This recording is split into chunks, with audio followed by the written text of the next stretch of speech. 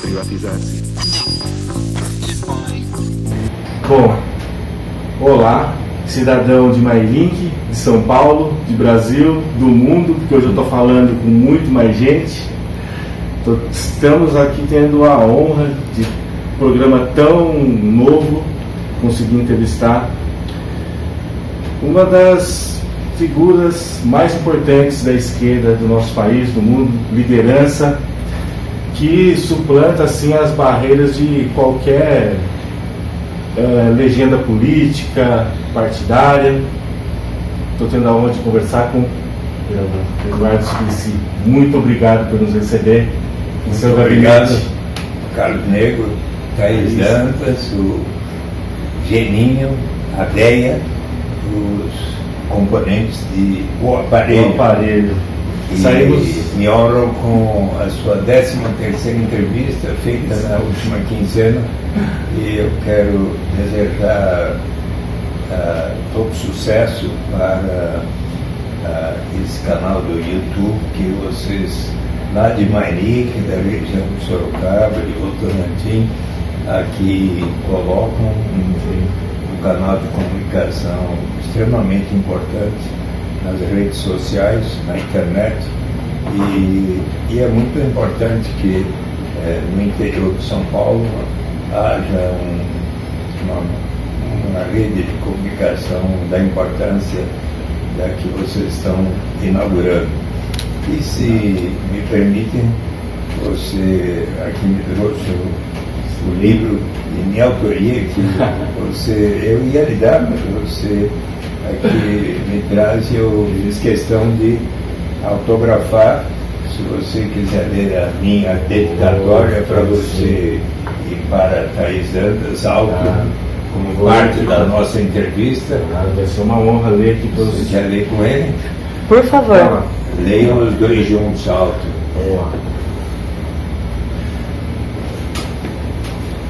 Vamos lá, amor. Ao Carlos Negro e a Thaís Dantas, possamos logo no Brasil, na terra, aplicar os princípios de justiça, página 27/8, e ver todas as pessoas juntas na mesa da fraternidade, página 16. O abraço, amigo Eduardo Suplicy. Legal. Então, muito obrigado. Vamos procurar explicar o sentido desta dedicatória. Nós precisamos, no Brasil, como no planeta Terra, elevar o grau de justiça na sociedade, colocando em prática aqueles instrumentos de política econômica e social que efetivamente colaborarão para esse objetivo. Nós devemos levar em conta aqueles instrumentos, como propõe o filósofo John Rawls em uma teoria da justiça, que signifiquem a aplicação dos princípios de justiça, de igual liberdade, de diferença, de igualdade de oportunidades. O princípio de igual liberdade diz que toda pessoa precisa ter um conjunto de liberdades básicas fundamentais, tais como as que estão escritas na Declaração Universal dos Direitos da Pessoa Humana, nos seus 30 artigos, assim como também no artigo 5º de nossa Constituição, que fala dos direitos fundamentais da pessoa humana, direitos tais como o de livre expressão, de livre associação, de votar, de ser votado, de poder ir e vir para onde você quiser, e outros que precisam ser estendidos a todas as pessoas na sociedade. O princípio da diferença, que diz que, se for para haver qualquer diferença socioeconômica na sociedade, só se justifica se for em benefício dos que menos têm e de maneira a prover, e esse é o terceiro princípio, igualdade de oportunidades a todos. Dentre os exemplos que John Rawls menciona que de um instrumento importante é a garantia de uma renda mínima. No caso, ele fala através de um imposto de renda negativo. Mas eu ressalto que justamente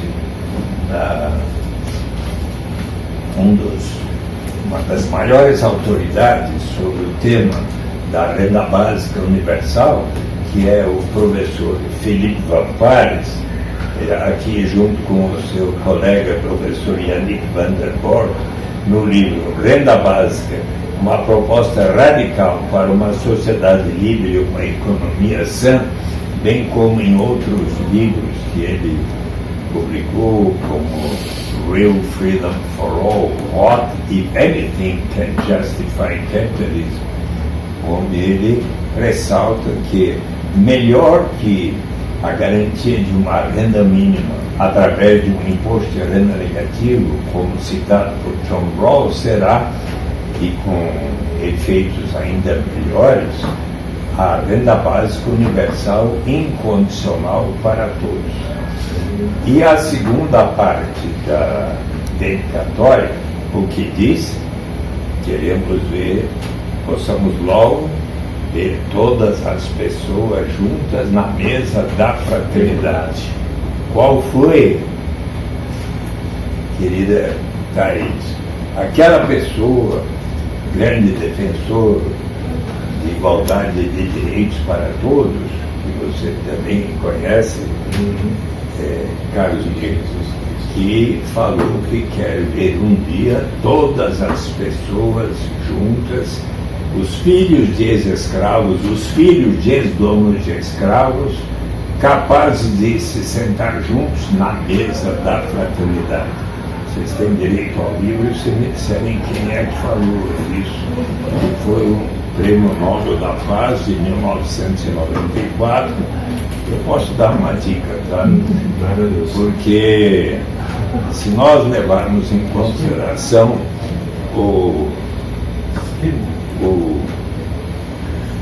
que no final do século XIX, o grande escritor russo Leon Tolstói escreveu um livro, publicou um livro, O Reino de Deus está dentre vós, que se espalhou pelo mundo, foi parar na edição aqui em inglês, nas mãos de um jovem advogado que trabalhava na África do Sul, que leu, ficou entusiasmado sobre a questão de como lutar pela não violência, e se correspondeu com Leon Tolstói, mas que veio ao falecer. E ele então foi para a Índia e conclamou o seu povo pela não violência, às vezes até pela desobediência civil, e ele próprio realizando greves de fome, que quando chegou em 1947, este homem conseguiu conquistar, e com grande comoção do povo indiano, dos povos do mundo, até do povo inglês, a independência da Índia. Infelizmente, em 1948, Mahatma Gandhi foi assassinado. Após a Segunda Grande Guerra Mundial, nos Estados Unidos da América, aflorou enorme consciência dentre os negros que eles não tinham direitos iguais aos brancos. Era proibido sentar nos mesmos bancos que os brancos nos ônibus. Lhes era negado o direito de frequentar os mesmos banheiros, as mesmas escolas, faculdades e universidades. Não, em muitos estados do Sul não podiam sequer votar. E então surgiram nos Estados Unidos os Black Panthers, lideranças como Malcolm X, Stokely Carmichael, Angela Davis e tantas outras. E no início dos anos 60, quarteirões de Detroit, Chicago, Los Angeles, São Francisco começaram a ser incendiados. Só a revolução, a revolta popular. no sul dos Estados Unidos, um jovem pastor protestante começou a pensar no que fazer. Foi até a Índia estudar os passos de Leon Tolstói e voltou aos Estados Unidos e começou a fazer palestras nas igrejas de todas as denominações, nas escolas, nas universidades, nas praças públicas. Começou a organizar marchas, como a de Selma, que foi objeto de um filme tão bonito. E quando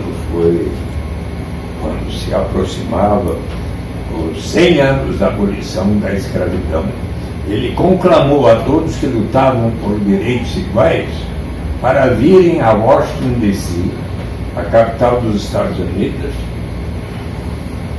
e diante do memorial daquele que havia assinado a abolição da escravidão 100 anos antes, Abraham Lincoln, presidente, que todos ali fizessem uma enorme manifestação.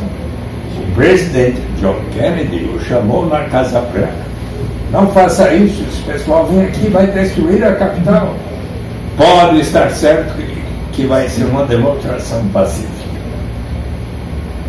E então compareceram lideranças amarelas, brancas, negras, e todos, e cantores, artistas, John Baez, Nina Simone, Peter Paul and Mary, Bob Dylan, para cantar pela liberdade, por igualdade, por fraternidade. E eis que, ao final, e lá estavam 250 mil pessoas. Nossa.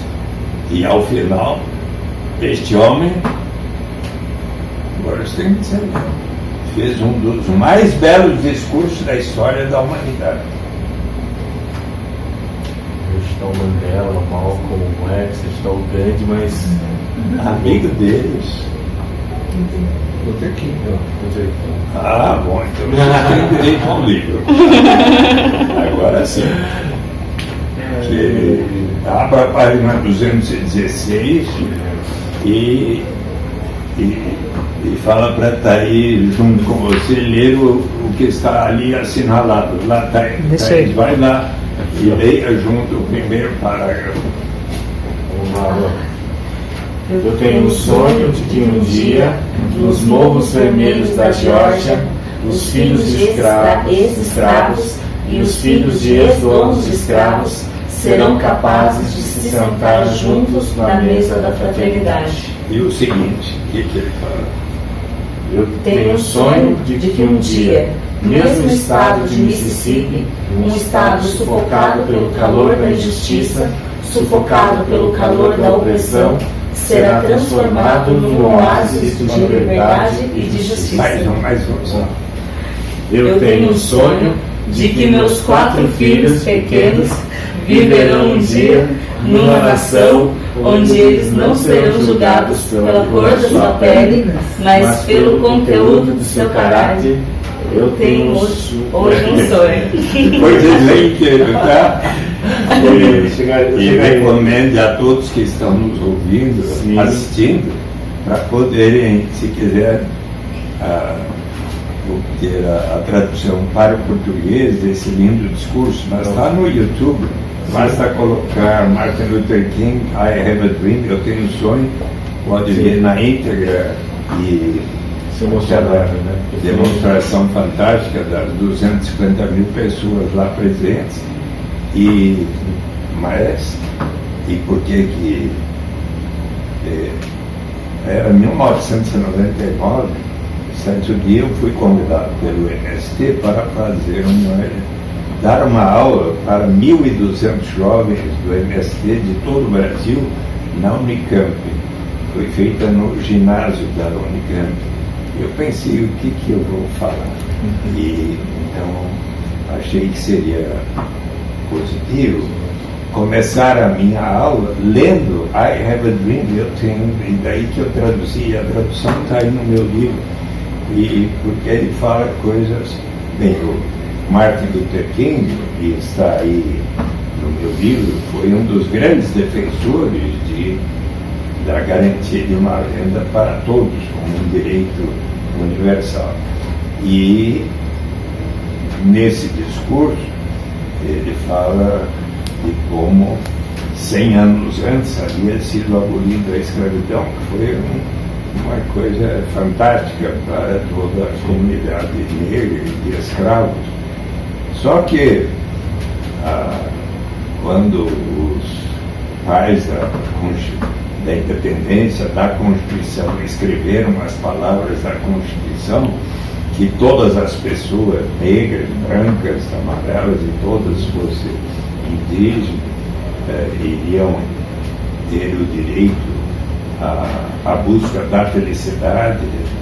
Na verdade, aos negros foi como se tivesse dado a eles um cheque sem fundos, uma nota promissória, fundos insuficientes, e que era importante que as coisas se mudassem o quanto antes.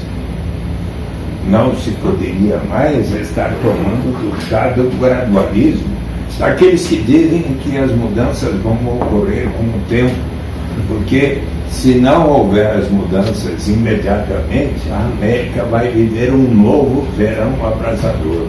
Mas também não vamos ser culpados de ações erradas, de estar bebendo do cálice, do veneno, do ódio, da guerra, da vingança.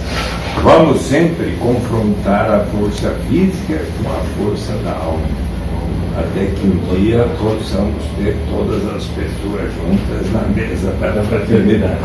Pois bem, que instrumentos podem elevar o grau de justiça na sociedade? Quando foi abolida a escravidão, elevamos o grau de justiça. Se bem que não fizemos ainda, não tomamos as medidas necessárias para compensar tudo aquilo que aconteceu, reparar os danos de mais de 300 anos de escravidão em nosso país.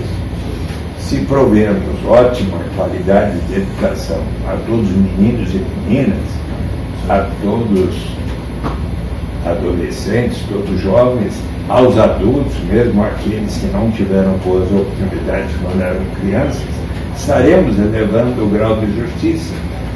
Se nós provermos um ótimo atendimento de saúde na cidade e no campo, em todos os bairros de metrópoles como São Paulo e outros, estaremos elevando o grau de justiça. Se num país ainda com tamanha disparidade de riqueza, inclusive do ponto de vista fundiário, apressarmos, realizarmos mais depressa a reforma agrária, estaremos elevando o grau de justiça.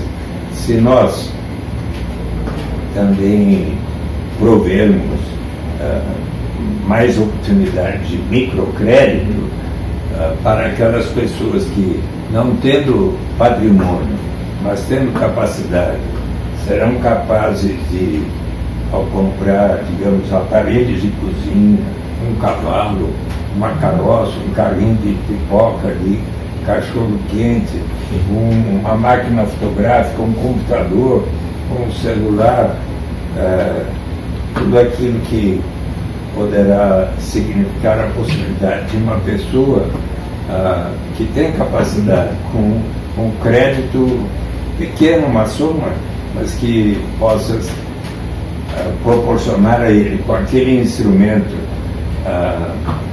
realizar uma atividade que, digamos, em 12 ou 24 meses poderá pagar o empréstimo com o qual adquiriu aqueles instrumentos de trabalho.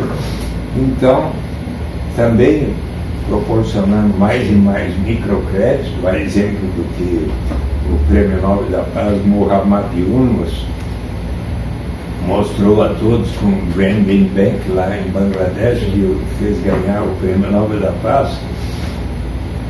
E também, e bastante relacionado a isso, se pudermos estimular as formas cooperativas de produção, que eu aqui na Câmara Municipal apresentei um projeto de lei ao qual eu dei o nome de Projeto de Lei Paul Singer, em homenagem ao grande estimulador que foi secretário de Economia Solidária dos governos Lula e Dilma. Então, diversas iniciativas para proporcionar estímulos às formas de economia solidária, de cooperativas, porque quando pessoas se juntam para organizar um empreendimento, uma empresa pode ser a Progresso, Sim. e todos estão interagindo, participando das decisões, Uma produção em comum ali. na hora de se distribuir a riqueza gerada naquele empreendimento, naturalmente será feita de maneira mais equitativa. E depois podemos aperfeiçoar as formas de transferência de renda. Aqui no Brasil se debate muito, houve projeto no Congresso Nacional, lei para ajustar a Previdência, ou seja, o sistema pelo qual as pessoas ao longo da vida separam uma parcela de seus rendimentos para um fundo, para que durante a idade mais avançada possam ter o direito à Previdência. Mas nós temos no Brasil o benefício da prestação continuada para as famílias de renda muito baixa que tenham uma pessoa idosa ou uma pessoa com deficiência, podem receber um salário mínimo mensal. Temos o seguro-desemprego, o salário família, e temos ainda o programa Bolsa Família, que provê a toda a família cuja renda per capita. Inclusive eu li aqui no livro que esse Bolsa Família é apenas parte do projeto que se em 2004, que é o de renda mínima, né? Ele é um primeiro passo.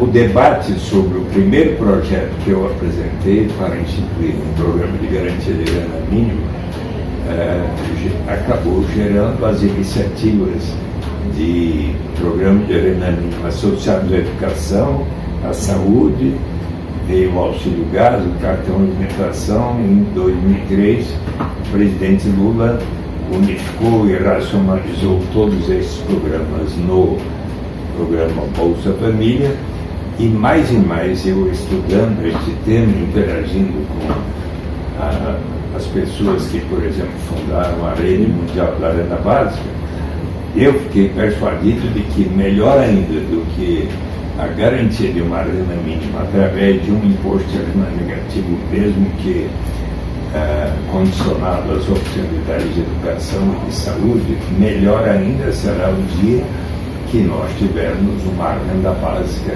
incondicional, universal, para toda a população, e apresentei um projeto de lei neste sentido. Na ocasião, foi dezembro de 2001, e quando em abril de 2002 o relator da matéria, Francelino Pereira, conversou comigo, ele me disse: olha, Eduardo, eu tenho 81 anos, não vou mais ser candidato e quero estudar seriamente a sua proposta. E eu então dei a ele o meu livro, Renda de Cidadania, a saída pela porta. Para isso, você hoje, como saiu de casa pela janela? Pela porta.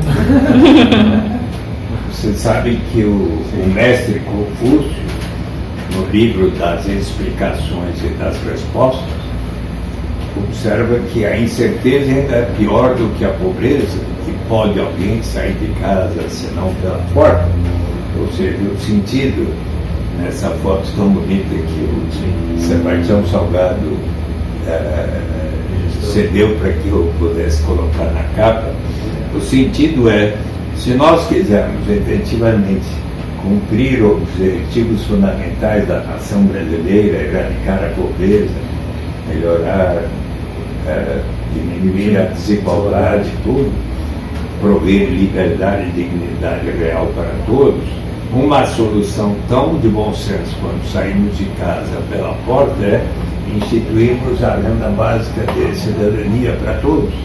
Então, o relator Francelino Pereira, que foi presidente da Arena, governador de Minas, um dia famoso por que país é este que falou, ele disse a mim: olha, Eduardo, depois de estudar o meu livro, que estava na primeira edição, agora vai para a oitava, é uma boa ideia, mas você precisa torná-la compatível para a lei de responsabilidade fiscal, para cada despesa a receita correspondente. Que tal você aceitar um parágrafo que diga que será instituída por etapas, a critério do Poder Executivo, começando pelos mais necessitados, portanto, como faz o Bolsa Família, até que um dia se torne universal para todos. Eu achei de bom senso, aceitei, especialmente porque eu lembrei da contribuição de um prêmio Nobel de Economia, James Edward Mill, que nasceu em 1907 e faleceu em 1995, contemporâneo do Círculo de Cambridge, na Universidade de Cambridge, na Inglaterra, com John Maynard Keynes, o maior economista do século XX, Edward Robinson, Edward Kahn e outros. E já em 1935 ele havia escrito An Outline of Economic Policy for the Labour Government, uma diretriz de política econômica para o Partido Trabalhista Inglês. E nos anos 89, 92 e 95 ele escreveu uma trilogia sobre a Gatotopia. Em A Gatotopia ele explica que por muito tempo esteve em busca de utopia. Por mais que navegasse, não conseguiu encontrá-la. Mas no caminho de volta, deparou-se com a Gatotopia, que em grego significa um bom lugar. E lá ele se tornou amigo de um economista, que lhe disse: olha, nós agatotopianos sabemos onde fica a utopia, mas não vamos lhes contar porque temos uma diferença muito grande com os utopianos, que são seres humanos perfeitos que construíram um lugar perfeito, enquanto que nós, agatotopianos, somos seres humanos imperfeitos que cometemos as nossas bobagens e perfídias. Você comete algumas vezes bobagens, eu às vezes perco minha namorada por causa das minhas bobagens. Mas, enfim, conseguimos aqui construir um bom lugar. E eis que então ele resolveu estudar as instituições e arranjos sociais de Agatotopia e ficou persuadido de que eram as melhores que até então haviam encontrado para simultaneamente alcançar os grandes objetivos que a humanidade e os economistas tanto queriam, de liberdade no sentido de cada um poder trabalhar no que deseja e gastar o que recebe naquilo que bem aprouver, de igualdade no sentido de não haver grandes disparidades de renda e de riqueza, e de eficiência no sentido de se alcançar o maior poder aquisitivo possível, o maior nível de bem-estar, com os recursos e a tecnologia vigentes, disponíveis. E quais eram as instituições? Primeiro, flexibilidade de preços e de salários para se alcançar a melhor alocação de recursos e o melhor padrão de vida possível. Muita interação entre trabalhadores e empresários, se possível, estarem os trabalhadores sendo contratados por cotas de participação nos resultados.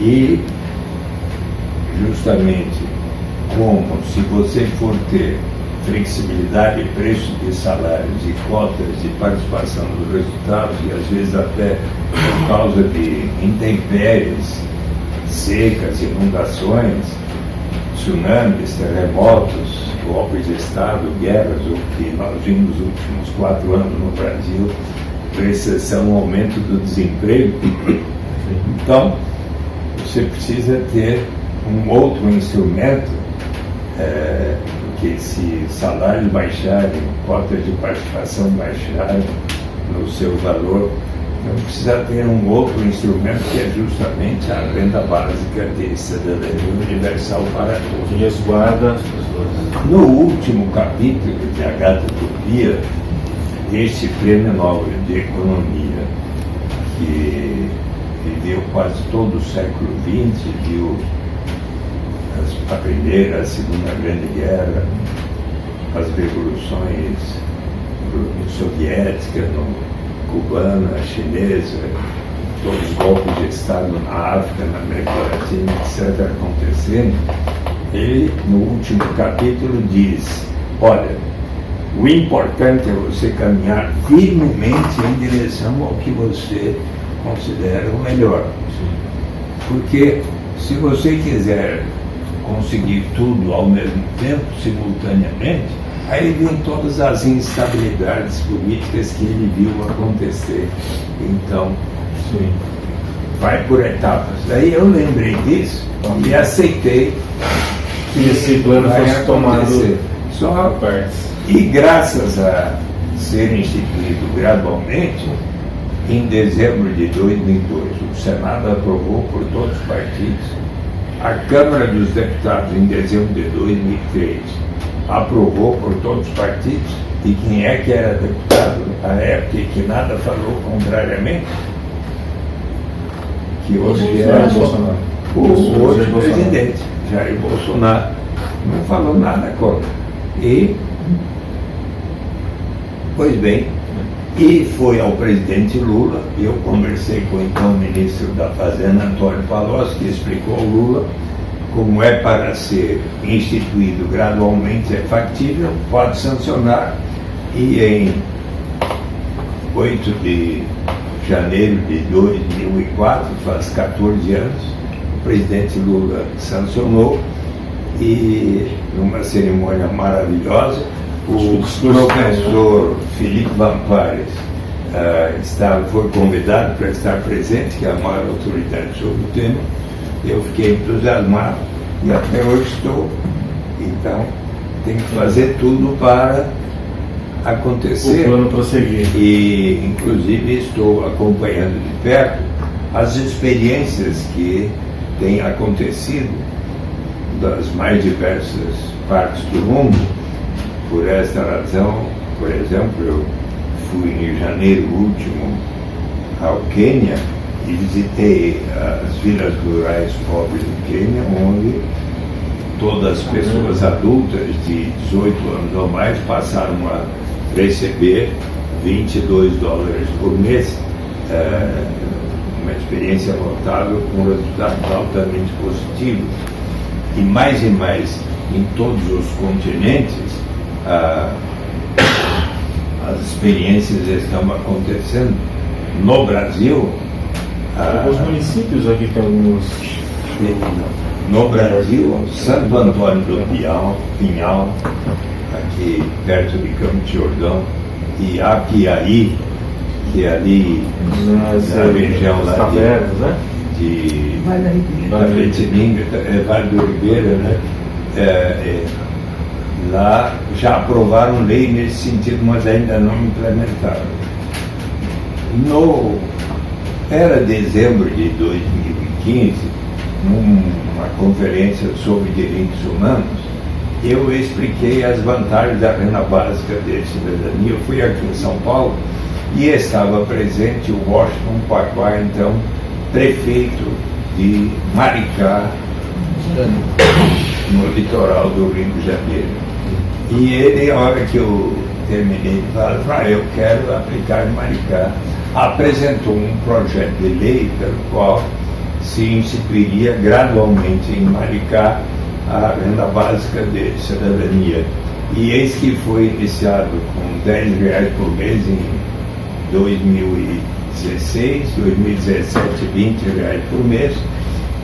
E em dezembro de 2019, aumentou de 21 mil para 42 mil pessoas portanto, um quarto dos 161 mil habitantes de Maricá, e agora no período janeiro ou outubro, pela legislação eleitoral, não poderia se estender a mais, mas até de outubro a dezembro se estenderá o benefício, que é hoje de 130 mumbucas. Mumbuca é uma moeda social lá criada pelo Banco Comunitário Mumbuca, um banco que concede microcrédito a taxa de juros baixíssima, próxima de zero, portanto mais um instrumento. E então 130 mumbucas equivalentes a R$1 cada, são R$130, que estão agora sendo pagas a 42 mil pessoas até dezembro de 2004, perdão, dezembro de 2020. A renda básica será paga para metade da população, 80 e poucos mil habitantes, e a previsão é que até 2024 a população inteira, mais de 160 mil habitantes de Maricá, vai ser o primeiro município brasileiro a instituir para valer a renda básica de cidadania. É importante ressaltar que Maricá tem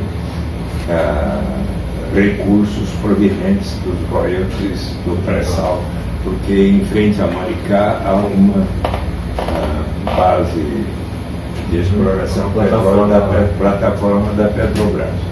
Mas eles, seja na gestão de Washington Quaquá por 8 anos e na gestão de Fabiano Horta, que é o atual prefeito também do Partido dos Trabalhadores, e ali foram instituídas uma série de medidas socialmente de enorme relevância. Por exemplo, foi o primeiro município brasileiro que instituiu a tarifa zero. São 14 linhas de ônibus que cruzam uma cidade com tarifa zero. Também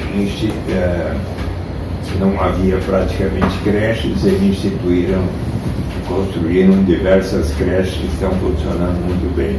Também melhoraram significativamente o ensino básico, fundamental e ensino médio, e instituíram também uma Bolsa Futuro, que proporciona aos jovens adolescentes que completem os seus estudos, que possam ter uma espécie de uma bolsa para iniciar uma atividade.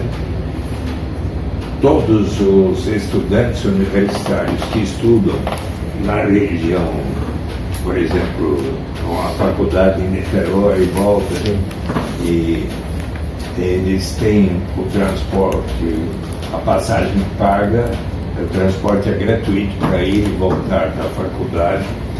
Melhoraram muito o sistema hospitalar de saúde e estão construindo para inaugurar, e agora está concluído praticamente um hospital moderno, muito bonito, que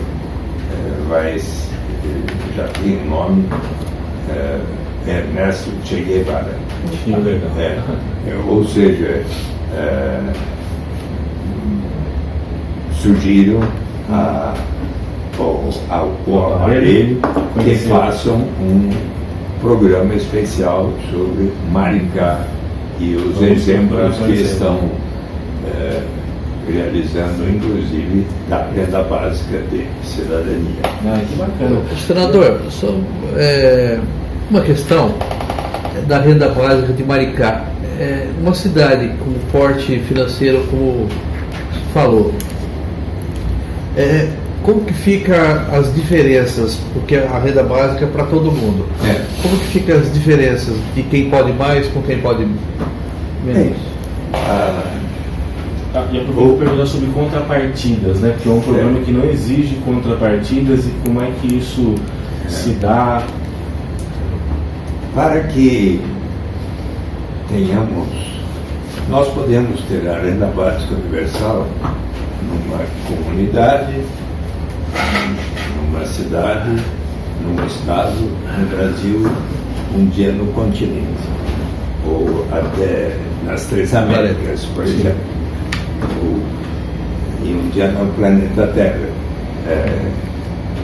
Mas como assim? Então, a sua pergunta vai pagar igual para todos, até para os que têm mais? Isso. Sim, só que os que temos mais colaboraremos para que nós próprios e todos os demais venham a receber.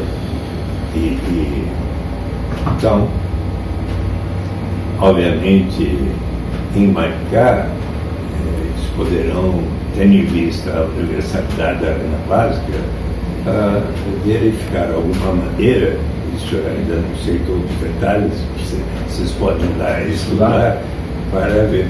Você sabe que tem, por exemplo, uma instituição dos Estados Unidos, Jane Family Institute, que ficou tão interessada na experiência de Maricá que trouxe uma equipe que está realizando uma pesquisa e junto com a Universidade, acho que Fluminense ou do Rio de Janeiro, Federal do Rio de Janeiro, passou a constituir um grupo de trabalho para estudar as experiências de Maricá com outras que estão ocorrendo no mundo, como em Stockton, na Califórnia, e está sendo, e já há estudos publicados na Beyond News Flash, Basic Income Earth Network, sobre Maricá, feita por essa equipe de estudiosos, onde tema como esse que você levantou está sendo objeto de estudos. No município de São Paulo, você sabe que em 2011, antes das eleições de 2012, houve 5 pré-candidatos: a Marta Suplicy, o Carlos Aretini, o Gilmar Tato, o Fernando Haddad e eu. Depois de 33 plenárias, o Lula até tinha sugerido a Marta, o Carlos Aretini, ao Gilmar Tato para apoiar o Fernando Haddad, a mim não tinha chamado, mas eu conversei na véspera do último, que foi realizado em Guaianazes, numa Assembleia de Deus, tinha uma igreja, tinha umas 1.300 pessoas, e quando foi sorteado, o Fernando Haddad teve a palavra antes do que a minha. Na sua exposição, ele disse: olha, eu tenho o maior respeito eu era senador, pelo senador Eduardo Suplicy e por suas propostas, e se eu for escolhido, vou abraçar a causa dele, da renda básica de cidadania.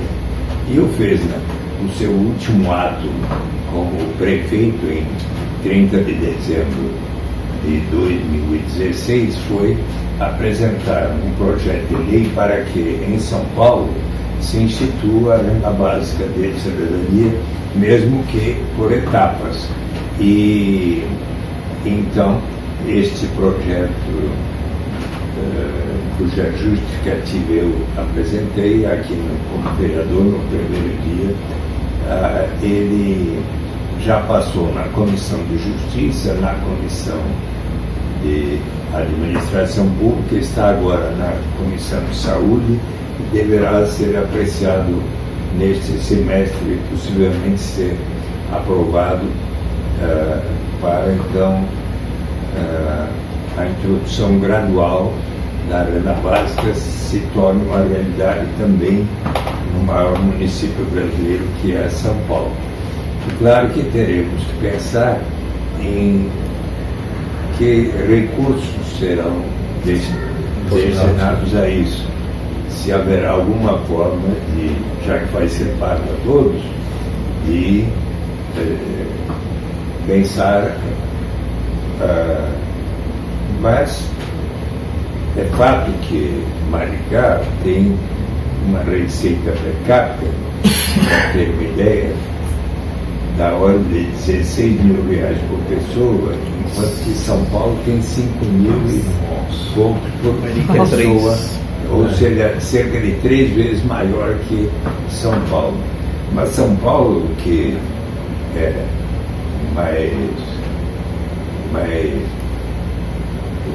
a cidade brasileira de maior riqueza gerada, certamente poderemos separar uma parcela da riqueza aqui gerada um dia para se pagar a todos uma renda básica. Vocês sabem que quando eu fui secretário de Direitos Humanos em 2015, a FIP, Fundação Instituto de Pesquisas Econômicas da USP, Universidade de São Paulo, fez um censo e detectou 16 mil moradores em situação de rua, metade dos quais entrando e saindo de centros de acolhimento. E agora, em dezembro último, foi feito um novo censo que deu 24.400 e tantos moradores em situação de rua, mas houve até uma controvérsia porque no chamado Cadastro Único do Governo Federal estimou-se em 33 mil famílias, mais que pessoas, em situação de rua na cidade de São Paulo. Ou seja, houve um aumento de 53% se considerado o censo feito pela prefeitura. Então, você imagina se para a população em situação de rua se iniciasse a garantia de uma renda básica universal, seria um passo importante. Vou lhes contar que em agosto, setembro último, eu fui convidado pela Coordenação Nacional e Estadual da População em Situação de Rua para fazer uma palestra sobre a renda básica. Quando eu terminei, após 1h30 de explicação, eles me disseram: puxa, nós queremos escrever uma carta ao presidente da República e ao Congresso Nacional para instituir o quanto antes a renda básica. E escrever uma carta, e posso lhes dar a cópia da mesma, dizendo, enviaram ao presidente que reconheceu ter recebido, mandou ao ministro da Cidadania, que pediu ao secretário de Desenvolvimento Social para escrever um parecer, dizendo que não dá para fazer agora e tal, e mandou para eles, eu respondi, já respondeu de novo, então estamos debatendo. Mas a ideia, portanto, é que de qualquer forma de riqueza gerada numa comunidade, numa cidade, num país, você sempre pode separar uma parcela para instituir um fundo que a todos pertencerá. E deste fundo você então poderá pagar a renda básica de cidadania. E eu pergunto se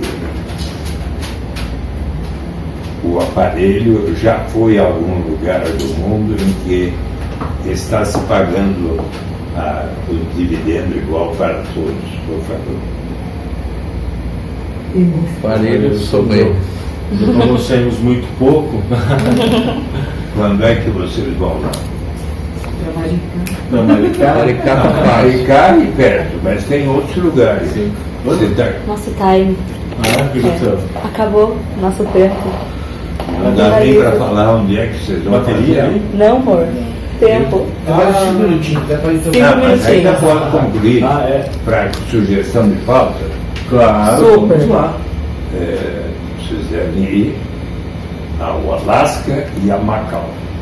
É verdade. Alasca, no início dos anos. Verdade. Posso contar? Pode? No início dos anos 60, o prefeito de pequena vila de pescadores observou que de lá saía grande riqueza na forma da pesca. Boa parte da população ainda era pobre, então ele disse: vamos criar um imposto de 3% sobre o valor da pesca para instituir um fundo que a todos pertencerá. Mas o imposto contra enorme resistência. Demorou 5 anos para persuadir a comunidade. Uma vez instituída, deu tão certo que 10 anos depois ele se tornou governador do estado do Alasca, Jay Hamilton, que havia então, tal como na camada pré-sal aqui do Brasil, na Baía de Prudhoe, ao norte do Alasca, se descobriu enorme reserva petrolífera. Então disse o governador Jay Hamilton, 1976, precisamos pensar não apenas na geração presente, mas na vindoura, porque o petróleo, como outros recursos naturais, não era renovável. Vamos separar pelo menos 25% dos royalties decorrentes da exploração de recursos naturais para instituir um fundo que a todos pertencerá. Pediu a todos que debatessem e votassem. 76 mil disseram sim, 38 mil não. Foi aprovado. E então aqueles 25%, em alguns anos 50%, passaram a ser investidos no Fundo Permanente do Alasca em US Bonds, títulos de renda fixa, ações de empresas do Alasca contribuindo para diversificar a sua economia, dos Estados Unidos, internacionais, como Itaú, Bradesco, Vale do Rio Doce, Petrobras, e muitas 200 empresas brasileiras, podem ver no site do Alaska Permanent em empreendimentos imobiliários. E o fundo passou de $1 bilhão no início dos anos 80 para 66 bilhões de dólares hoje. Vamos supor que Carlos Negro e Thais Dantas estivessem vivendo no Alasca há um ano ou mais, única exigência. Entre 1º de janeiro e 31 de março, escreveriam: eu sou Carlos Negro, sou Thais Dantas, moro em tal endereço e viajei no ano passado por tal qual motivo, mas estou aqui de volta. Responde por suas crianças até 18 anos, por elas recebe igual para todos. Trabalho aqui com o aparelho, não precisa dizer qual a sua remuneração, nem o seu patrimônio acumulado. Poucas perguntas adicionais. O Geninho e a Deia, que os conhecem, testemunha essa declaração é verdadeira. Quem assim procedeu entre o 1º de janeiro e 31 de março, ao final de setembro, começo de outubro, por transferência eletrônica na sua conta bancária, ou se preferir por cheque enviado à sua residência, lá teriam recebido nos primeiros anos 80 300, depois 400, 500 e pouco. Em 2008, quando o preço do petróleo foi lá para cima, $3.269 por pessoa, pai, mãe, 3 crianças, 5, daria como que $16.300, pelo direito de participar da riqueza comum do estado do Alasca. Consequência: Alasca, 1980, o mais desigual dos 50 estados norte-americanos. Hoje, Alasca e Macau. Alasca e o outro estado, Utah, dos Estados Unidos, são os 2 mais igualitários dos Estados Unidos e constitui suicídio político para qualquer liderança no Alasca do sistema. Macau, ex-colônia portuguesa. Desde o século XVI, quando Mao Tse-tung venceu as eleições, venceu a Revolução, formou a República Popular da China e permitiu que Hong Kong e Macau permanecessem de Reino Unido e de Portugal. Mas em 1999 fez um acordo com Portugal, pelo qual Macau se tornou da República Popular da China. O mesmo ocorreu com Hong Kong, que é da República Popular da China, mas com legislação própria. E então, em Macau, da República Popular da China, se autorizou a existência de cassinos. Macau hoje tem mais cassinos que Las Vegas. O Brasil recebe 8 a 9 milhões de turistas por ano. Macau recebe 30 milhões. Nossa. E um movimento enorme, inclusive de chineses que vêm lá participar dos cassinos. E em 2006 houve uma forte tensão social em Macau, e então o governo e o Senado Legislativo de Macau resolveram criar um sistema pelo qual cerca de 6% da receita obtida dos cassinos e hotéis, etc., passariam a ser destinados a pagar um dividendo igual para todos. Começou com, em 2008, 4 mil patacas para os residentes permanentes, 5 mil, 6 mil. No ano passado, 10 mil patacas, equivalentes a uns $1.200 por pessoa. Numa família, pai, mãe, 3 crianças, dá mais de $5.000 por ano. E eu estive lá em 2016, assim como estive no Alasca em 1995, e funciona muito bem. Bom, infelizmente a gente está com o nosso tempo já aqui, o Rafael está desesperado. Estourou o tempo. Mas isso para a gente é um prazer ouvi-lo. Falta só um aspecto importante. Não, então continue. Enquanto o senhor puder falar, a gente está aqui. Eu só... Porque em São Paulo vai haver uma prévia para a escolha do candidato a prefeito. Então, até há dias atrás foi dado o prazo para que cada pré-candidato obtivesse pelo menos 1.805 assinaturas de pessoas que estão filiados, estão de acordo com a pré-candidatura. E 7 pessoas são colocadas. Dilma Tato, Alexandre Padilha, Paulo Teixeira, Nabil Bonduque, Carlos Zaratina, Eduardo Suplicy e a mãe Kika, uma mãe de santo, uma mulher negra. Interessante que tenhamos também uma mulher negra dentre as 7 pré-candidaturas. E haverá agora, a partir do dia 14, o primeiro debate, haverá 6 debates temáticos, como sobre educação, sobre saúde, direitos humanos, um debate com as lideranças sindicais, e haverá 13 debates regionais. No dia 22 de março, os 180 mil filiados aproximadamente do PT em São Paulo serão convidados a votar para a escolha de qual será o candidato a prefeito. Se houver necessidade, haverá um segundo turno no dia 5 de abril. 22 de março e 5 de abril são domingos.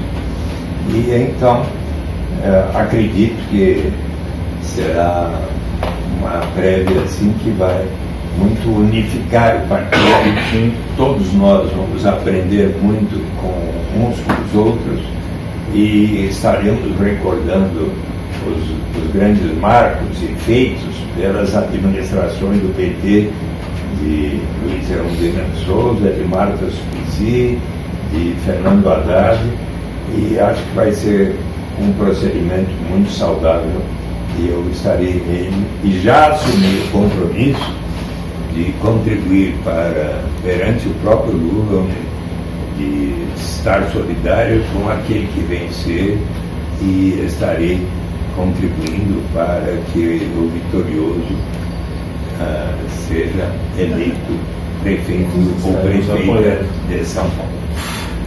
Tá, eu até falo senador, deputado, mas vereador que sou acima de qualquer desses títulos. E eu queria, para fechar, como nós somos um canal de gente que tem acesso a pessoas que são, assim, não digo despolitizadas, mas que não têm tanto acesso ao conhecimento, e nós somos de esquerda, né? Sofremos bastante com a desinformação, de não entender o nosso espectro. Nós queremos que o senhor, assim como professor também que o é, fale para o nosso internauta, também da região, o que é ser de esquerda nos dias atuais, o que representa. Já falamos muito disso, já falou praticamente toda a entrevista sobre isso, mas resumidamente, para finalizar isso aqui de forma bem didática, o que hoje representa ser de esquerda e como a gente pode enfrentar essa onda de desinformação que vem deturpando a nossa linguagem. Olha, eu me considero uma pessoa de esquerda. Sim. Nasci numa família de posse, nasci na Alameda Casa Branca com Alameda Santos, diante do Parque Siqueira Campos. Tive uma formação cristã, meus pais eram muito religiosos, católicos, e eu sou o oitavo de 11 filhos que eles tiveram. Uma casa ótima, tudo, mas meus pais sempre nos transmitiram os valores da harmonia, da solidariedade, união entre nós e tudo, mas também que era importante que esses valores da fraternidade, solidariedade, pudessem ir para além dos muros de nossa casa. E eu, desde menino, fui observando as disparidades de riqueza e renda que havia. Meu pai era um corretor bem-sucedido, fundou o escritório suíço em São Paulo, mas também se preocupava com a situação das pessoas carentes. Por 30 anos foi presidente da Fundação Casa do Pequeno Trabalhador, que provia oportunidades de ensino e também de ser parte do tempo guardinha de automóveis engraxados, mas a outra parte do dia meninos de 10 a 15 anos que estudavam. Eu às vezes ia lá embaixo do viaduto do 9 de julho observar e percebia que os meninos às vezes o abraçavam como se fosse um segundo pai. Eu muitas vezes o acompanhei indo ao portão de casa a atender pessoas que pediam ajuda. E então ele falava para mim: olha, Eduardo, mais importante do que qualquer ajuda que você dê a essas pessoas é você poder ouvir a história delas. Coisas assim que me marcaram. Na minha adolescência, eu fiquei mais conhecendo essas diferenças tão grandes e eu comecei a pensar, afinal, o que é o capitalismo, o socialismo, o marxismo e tal. E fui estudar a administração de empresas. Aos 21 anos, eu também, dos 15 aos 21 anos, pratiquei boxe. Fui participar do campeonato da Gazeta Esportiva de boxe de estreantes. E nas academias notava como eram as diferenças. Me tornei amigo de pugilistas, mas percebia que as diferenças de oportunidades eram muito grandes. E aos 21 anos eu pedi a meus pais para me proporcionarem uma viagem para eu participar do Festival da Juventude pela Paz e Amizade em Helsinki, na Finlândia, e depois fui visitar inúmeros países do leste europeu e da Europa Ocidental. Visitei inclusive a União Soviética, Tchecoslováquia, Polônia, Hungria, Bulgária, Iugoslávia, e Itália, França, Áustria, Suíça e Alemanha Ocidental, Oriental. Vi o Muro de Berlim, diante do qual depois de destas experiências, eu me dei conta que era possível, sim, se transformar uma sociedade, um país, uma sociedade mais justa. Mas para isso seria importante, jamais diante do modo de Lenin, fazê-lo por meio da democracia. E depois eu terminei a Escola de Administração de Empresas de São Paulo, da FGV, trabalhei um ano com meu pai, surgiu um concurso para ser professor de economia. Eu disse a meus pais, olha, eu gostaria de fazer porque se eu conseguir passar, eu vou poder ter a oportunidade de fazer um mestrado, doutoramento em economia numa universidade, por exemplo, nos Estados Unidos. Passei e já em segundo semestre de 66 segui para a Michigan State University, onde eu fiz o mestrado. Daí parei 2 anos, voltei, lecionei por 2 anos. Daí voltei, fiquei mais de segundo semestre de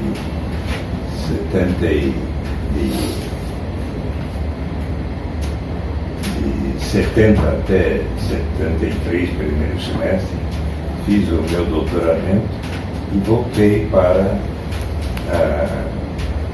lecionar e comecei a ser convidado para escrever Na Última Hora, depois editor de Economia da Visão, depois editor e escritor de artigos da Folha de Economia, até que chegou um dia, alguns amigos, olha, Eduardo, a gente está pensando quem poderia ser eleito, achamos que seus artigos na Folha estão sendo muito lidos, que tal você ser candidato a deputado estadual? Daí eu fui em 78, daí como estava em interação com as pessoas que estavam formando o PT, solidários aos metalúrgicos, professores, lixeiros, preocupados com direitos humanos, com a FEBEM e outros.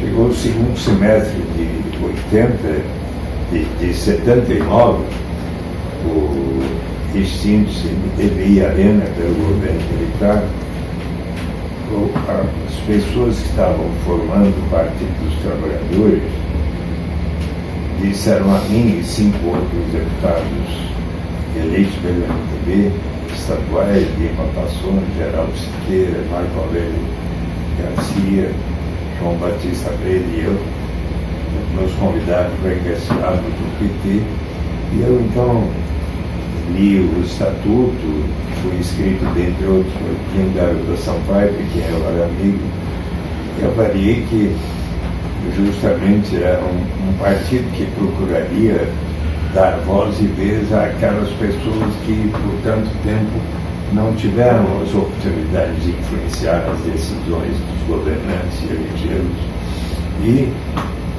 e também tinha por propósito a construção de um Brasil justo, civilizado, com muito maior igualdade de direitos, e que isso seria feito por meios democráticos, e eu resolvi abraçar, e, portanto, conforme recordando o início do nosso diálogo, da nossa entrevista, eu, por exemplo, sou um discípulo de Martin Luther King, de estar lutando por maior igualdade de direitos para todos, pela não violência, por formas democráticas. Então, por exemplo, quando eu fui deputado estadual eleito, tanto lutei para que tivéssemos eleições diretas para prefeitos, e depois me engajei com o PT, em 83, 84,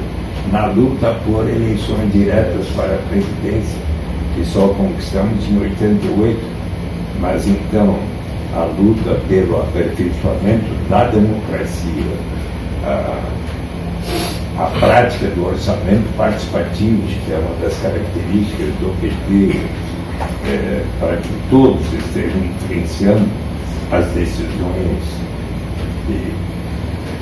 do governo, isso é algo pelo qual, quer dizer, eu dedico a minha vida a isso. Eu posso, se me permitem concluir, eu tenho um objetivo em minha vida, enquanto eu puder colaborar e instituir para valer a renda básica de cidadania, se possível, no Brasil e no planeta Terra, enquanto eu estiver vivendo. Vou fazer 79 anos em 21 de julho, mas fiz o exame de saúde no INCOR completo. Dá para aguentar, mas... E ao final perguntei para o médico e para a médica, querida Caísa, será que eu posso ser candidato a prefeito e continuar a batalha? Sim, pode, sua saúde está boa, então. Pronto. Ainda e eu faço 3 aulas de ginástica das 7 às 8, segunda, quarta e sexta. Hoje de manhã eu fiz minha aula de ginástica e a minha professora falou, puxa, como você está bem de saúde. As pessoas da sua idade, você sabe que fazem exercícios tais como você tem feito. Eles são poucos, mas eu mesmo eu recomendo. Eu sou educadora física e no momento não faço. Bom, vereador, então a sua luta inspira a nossa, a sua longevidade. Parabéns para o aparelho. Eu vou ouvir a canção. Ouça, Por favor. Foi já? Como é que foi? Quando o senhor quiser, escute, não vai dar muito sabe tempo, que né? eu não sei. Gente, vereador, muito obrigado por nos receber aqui. Tá? Foi um prazer nosso, com certeza, por essa palestra tão didática e tão proveitosa, com certeza. Mairiquenses, paulistanos, o Brasil inteiro vai curtir muito, vai gostar muito de ouvir o senhor no aparelho. Permita só, claro, desinformar que o atraso meu se deveu a ter tomado as providências hoje para marcar, e foi marcado amanhã no Ministério Público com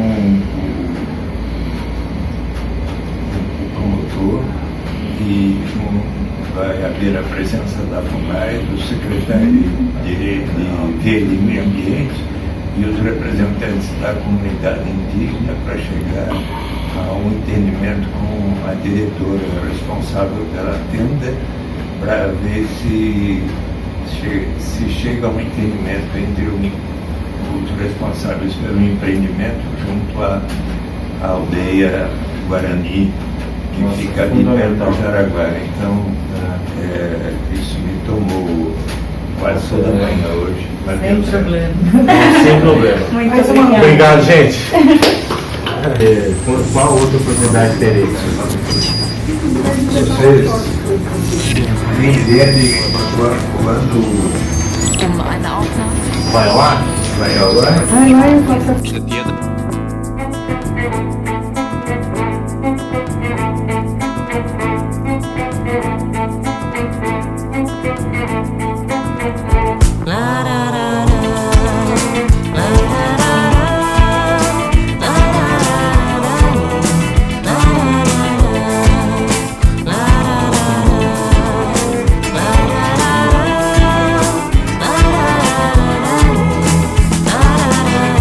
Mundo cão, mundo bom, mundo doido, meu irmão.